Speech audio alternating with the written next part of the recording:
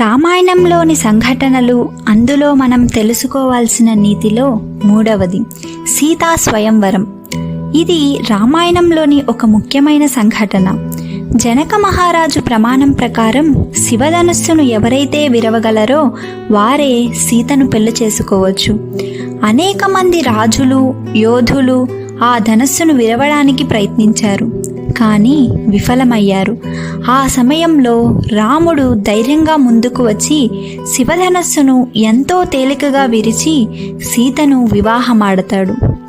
ఇందులో మనం తెలుసుకోవాల్సిన నీతి ఏమిటంటే, మన జీవితంలో కూడా ఏదైనా సవాళ్ళను ఎదుర్కోవాలి అంటే మనకు ఉండవలసిన 3 గుణాలు. మొదటిగా మన మీద మనకి నమ్మకం, రెండవది ఏదైనా చేయగలను అనే ధైర్యం, మూడవది దాన్ని చేసి చూపించడం.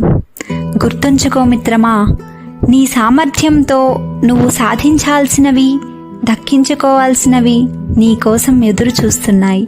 జై శ్రీరామ్.